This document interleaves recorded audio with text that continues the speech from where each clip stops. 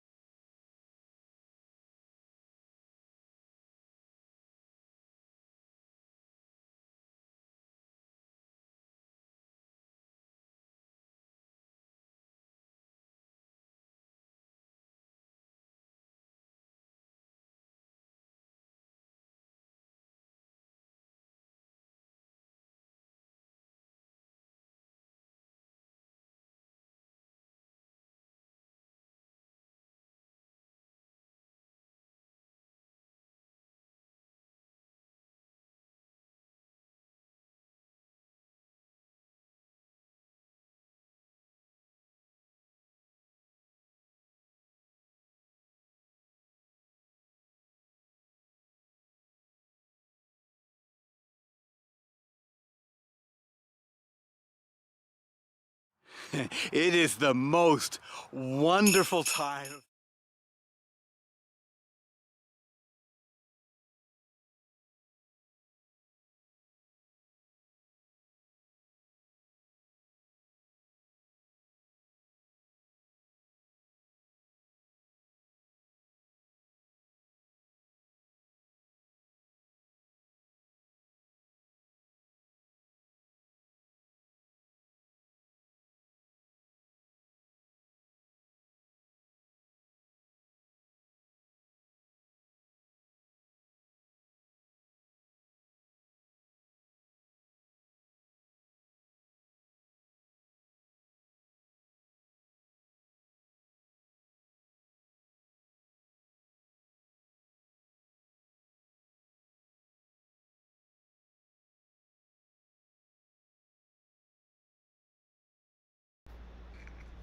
Not working.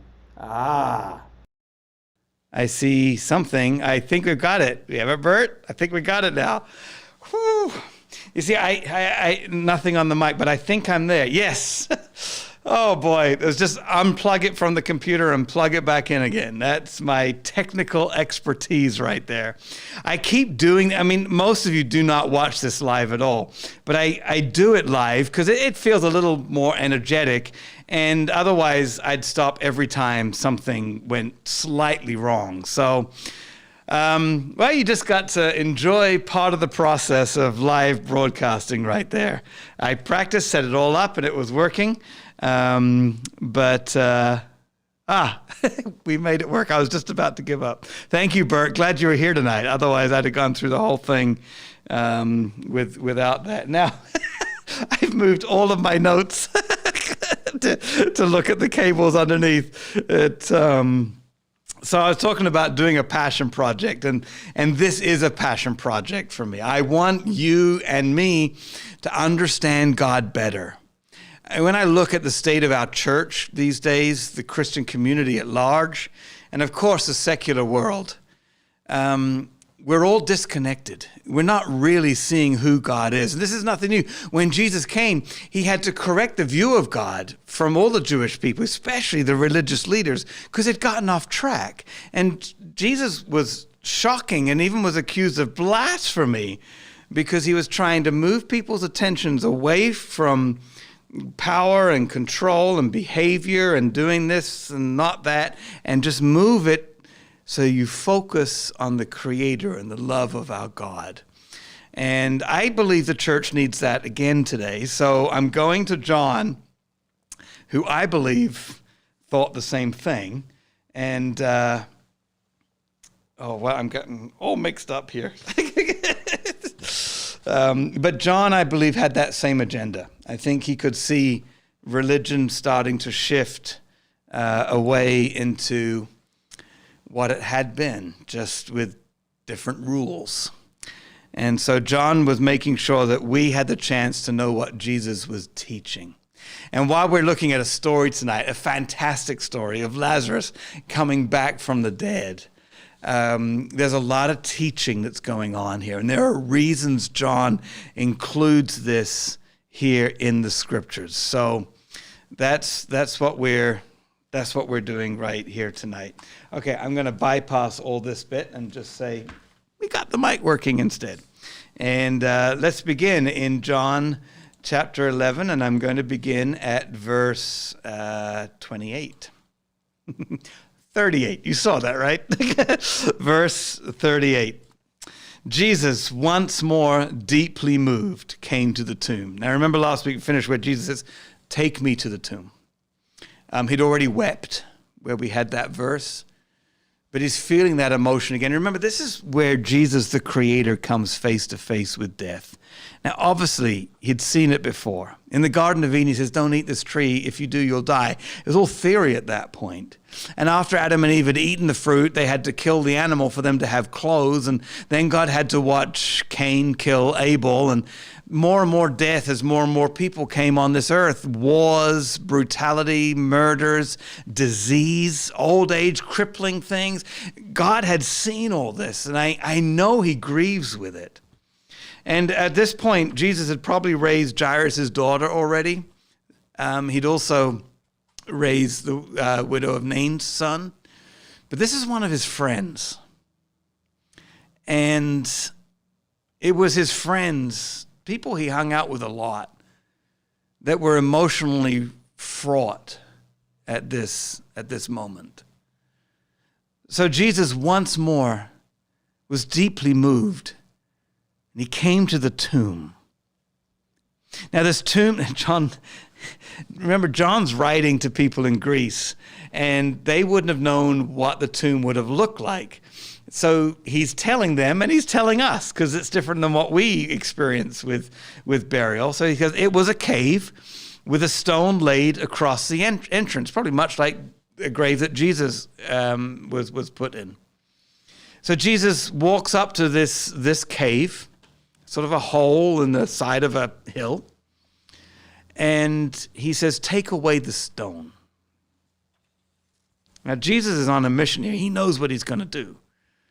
And he's not going to move the stone. He's asking for the stone movers, the people who, it's like when at church, like, can someone help us lift the piano from the floor up onto the platform? Everybody knows who needs to come forward at that point. And we just know. So Jesus says, "Take away the stone." "But Lord," said Martha. Now, I love this part. If you're with me here, you may well be familiar with the story where Mary and Martha were entertaining Jesus. Mary was talking, Martha was getting everything ready, and Martha says to Mary, "Hey, Jesus, tell her to come help me." Martha is the quintessential hostess. We get that about her, right? And I think she's doing it here. She says, "But Lord," said Martha, who's a sister of the dead man, "by this time there is a bad odor, for he has been in there 4 days." The King James Version says here, "But Lord, he will stinketh. He stinketh." We all love that. We at summer camps.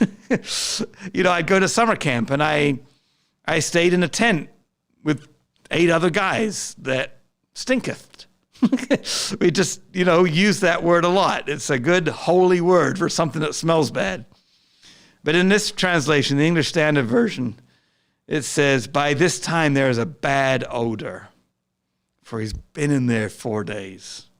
And Jesus says, "Did I not tell you that if you believe, you will see the glory of God?" Now, I think Martha believed. She'd already said, "Of course, I know at the last day of the resurrection, he will come back." If anybody believed Jesus, it was Martha. And here, she's saying, "Don't open the tomb, because there will be a bad smell." And she was right. But I don't think she was just asking for her own nose. There are all these people around here, people who'd come to support her and her sister at the time of their loss. And I think she was worried about them. She was trying to take care of them. "Jesus, whatever you're going to do, this is not a great way to do it." Let's go on to the next verse. But Jesus had asked them to take away the stone, so the stone-moving people took away the stone. Then Jesus looked up and said, "Father, I thank you that you have heard me." Which suggests that Jesus has already prayed about this. He's already gone to his Father about this. He's checked in with his Father to make sure that what he's doing is what he's supposed to be doing. That's how Jesus lived his life and invites us to live the same way. He looked up to where his Father would be looking down. "Thank you for hearing me."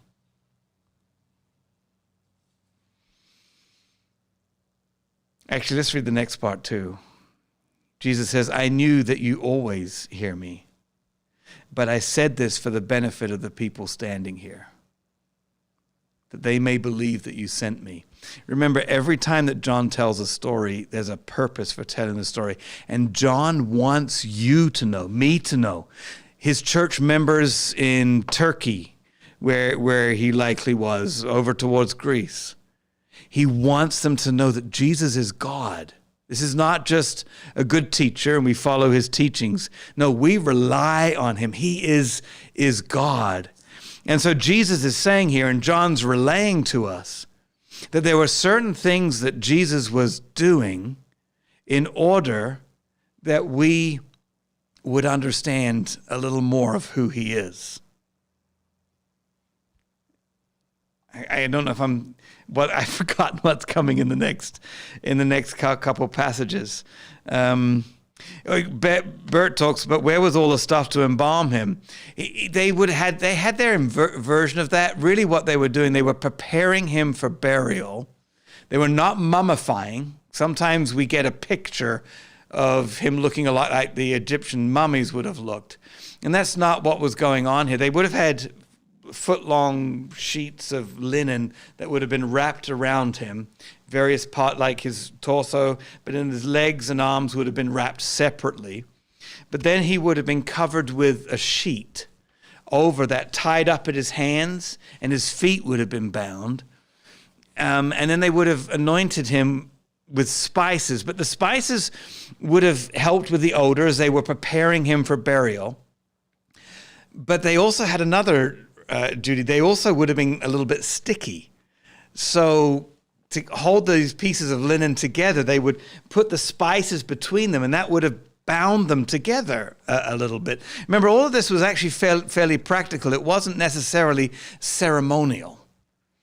And they were putting him in this grave on a ledge inside a room 6 feet by 6 feet tall, maybe up to 10 feet long. You could have put a number of people in there if people had died all together at the same time. And they would have put them in there for their bodies to decompose. And then a few months later, maybe a year, depending on what that area was like or what this tomb was like, they would go in and collect the bones, put them in a certain pot, and then put the pot in the family tomb. But there would have been a period of time where that stone would have protected people from odor and a decomposing body. So that's what was going on there. And Jesus knew all of this. Martha certainly knew all of this. And everybody watching was like, okay, this is what we know happens.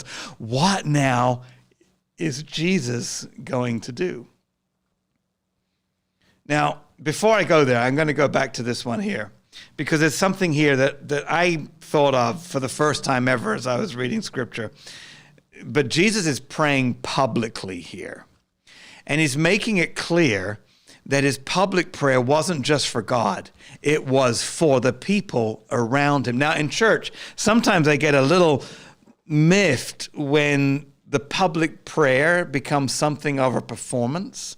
Like it seems like it's for everybody in the room and not for God. Well, reading this, I'm convinced that there's a time for that. I read a quote while preparing for this where somebody said, if someone's going to preach publicly, they practice diligently, prepare a lot. But if someone prays publicly, they just sort of make it up as they go along. But if you're praying publicly, perhaps that ought to be prepared too. And apparently it's okay to pray publicly with what you're saying being heard by those around in mind, because Jesus is doing that here. And I just thought that was a neat little aside that I will probably be a little more gentle on people performing prayers, and became convinced that perhaps our public prayers, our church prayers, perhaps deserve a little more attention and preparation, that would be okay. I don't think that is offensive in a way that I might have thought as we went. Anyway, that's kind of besides the point right there. I put the wrong one back up. Oh, there we go.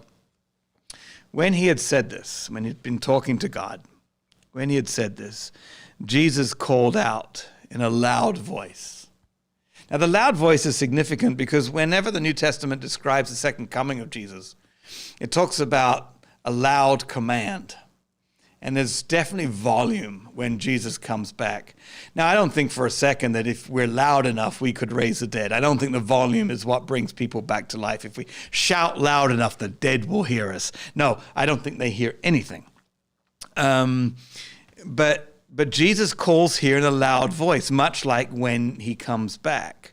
Now, this is in complete contrast to wizards, witches, soothsayers, who mumble a lot. Even in some churches, there's a lot of people that mumble. When we're not sure what we're saying, when we're not sure we have the authority to do what we need to do, there's a lot of mumbling that goes on in a courtroom. When you're sure of what you're saying, you speak loudly and you speak clearly. But when you're asked a question, you don't really know the answer. The volume goes down and the diction goes down, and we begin to mumble words around our tongue and lips, and it's not clear. But Jesus here is calling in a loud voice. He knows what he's doing. He knows what he's going to do, and he wants what is about to happen to be connected to his Father in heaven, who he's just publicly spoken to. Does that make sense? So Jesus called in a loud voice, "Lazarus, come out." And the dead man came out. Now, it's interesting in the Greek language here, there's no gender. When Lazarus is dead, he becomes an it. It's not a person. There's no gender there anymore. It's an it. There's a pile of decomposing rot, and when it's done, we'll go in and collect the bones. It's not a he, not a she, it's an it.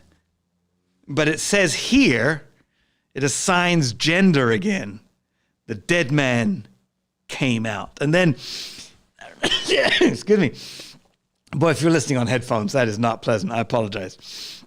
A dead man came out, and his hands and feet were wrapped in strips of linen. Again, these foot-long strips that would have bound different parts of his body, and then that sheet that would go over the top, binding his hands and binding his feet. Now, because we watch movies far too often, we're used to dry ice smoke coming and Lazarus, coming out like, well, hey again, people. But think about it for a second. His hands and feet are bound, and Jesus has just said in a loud voice, Lazarus, come out. Now, let's put ourselves in this scene for a second. If you're there, if I'm there, and we've come to support Mary and Martha, and we knew the family enough to offer our grief and share their grief and to come alongside them.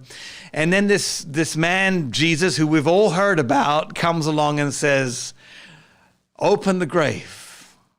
Thank you, Lord, that you've heard what I'm asking for. And then finally, Lazarus, come out. People like you and me are going to have our eyes fixed on the inside of that grave, a dark cave, a man wrapped in white, motionless. You're staring, right?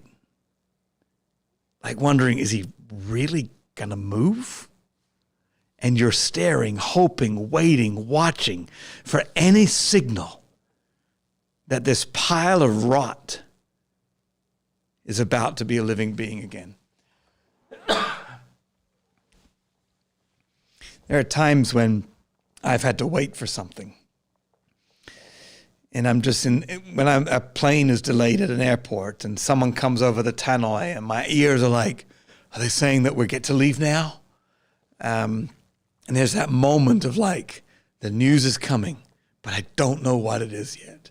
Jesus has called Lazarus out of the grave. And there's that moment where Jesus has called, but nothing's happened yet. And people like you and I are staring in that cave. And then everybody sees just a little movement. And eyes widen, jaws drop. And we're like, it's working. Lazarus, who we put in there, is coming to life.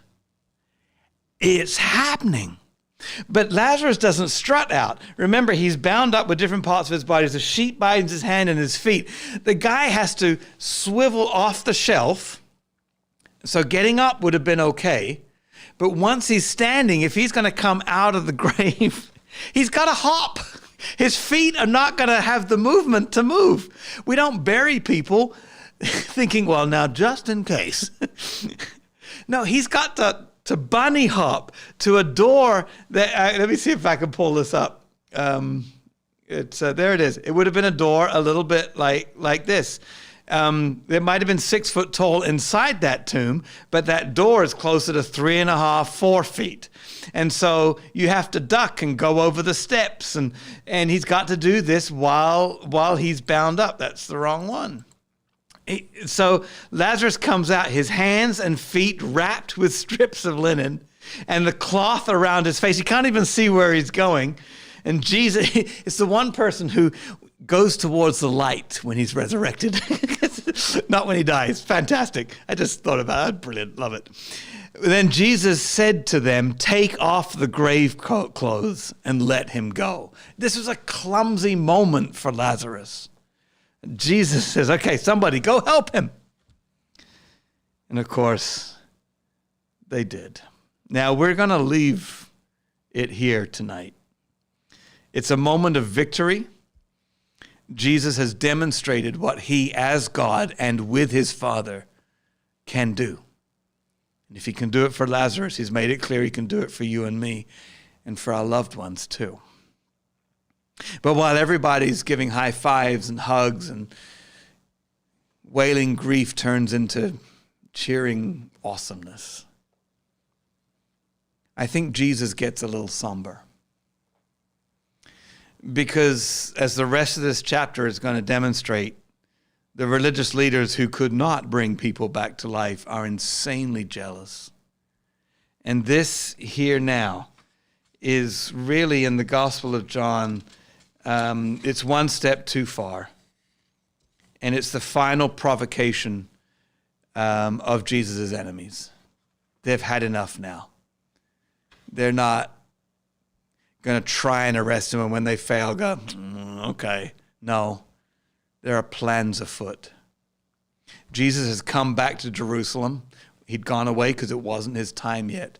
But I think Jesus is very aware that his time is coming close. So while everybody's just so thrilled and happy at the resurrection of Lazarus, I think Jesus is thinking in just a little while, they're going to put me in one of these graves. And maybe if all goes according to plan, I'll come out on the third day. But between now and then, there's a lot to go through. Stuff that Jesus would ask his Father to remove if it could be done. This is a somber moment for Jesus. You can feel, John writes it so well. John could feel, he shares that Jesus could feel that what he had come for, the main event, was now just around the corner. He'd taught what he intended to teach. He'd shared what he came to share. He'd gathered his disciples together. Now his time was at hand. And as we move through John here, we're going to go into the triumphal entry, into the Last Supper, some more teachings from Jesus, some more I am statements. They're still yet to come, but they're all around Jerusalem now where Jesus has come to die. But Jesus died so that Lazarus wouldn't be the only one to live.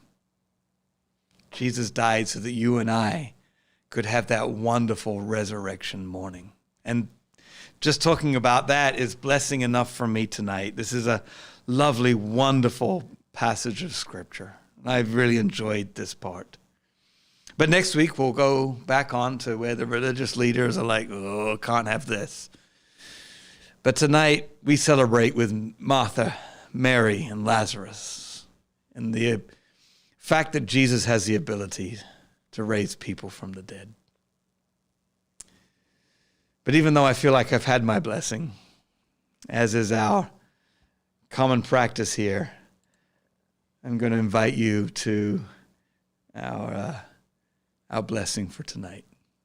Thanks for joining in. Loved having you here.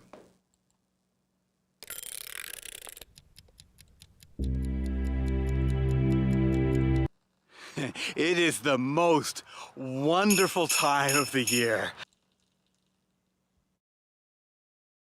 I know that's usually a